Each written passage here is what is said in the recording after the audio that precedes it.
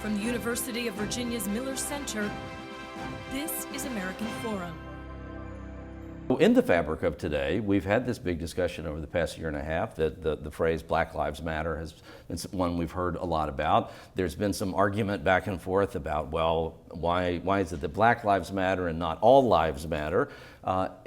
Does this have something to do, does this relate in any way to that conversation? Right, because Black Lives Matter is an assertion that really Black Life matters because of all of the ways it's been shown that the lives don't matter. You know, Ota Benga is just one of thousands, millions of examples of how Black life has not mattered.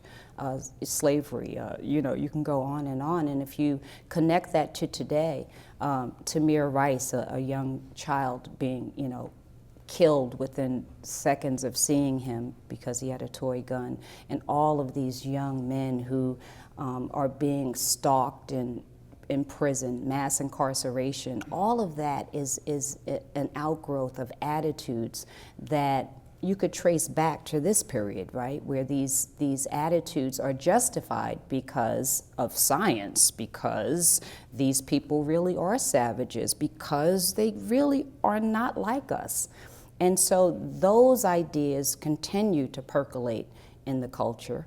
Even if they're not verbalized, we see the manifestation of those attitudes today. And so even if the vast majority of Americans, black, white, or otherwise, today have never even heard of Ota Benga, there is still some relevance of what happened to him in the discussion they might be a part of today. One of the takeaways from this story is that it was not just a handful of bad actors who put a young African in a cage and then we could just say, oh, they were bad and walk away. There was this wide web of complicity, right, across the city, across the country. Very few people objected to this.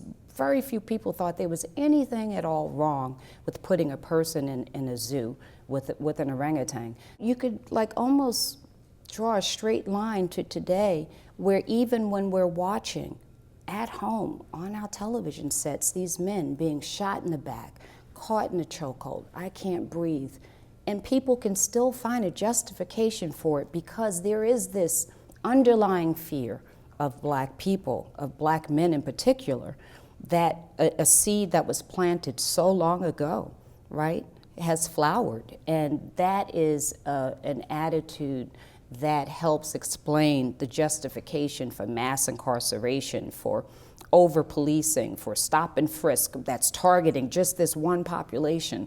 You know, all of the studies show that drug use is pretty much the same across racial lines, and yet we have, you know, the overpopulation of young black boys, many for low-level drug offenses in jail. So, you know, it takes a wide web of complicity for these things to happen. They don't happen in a vacuum.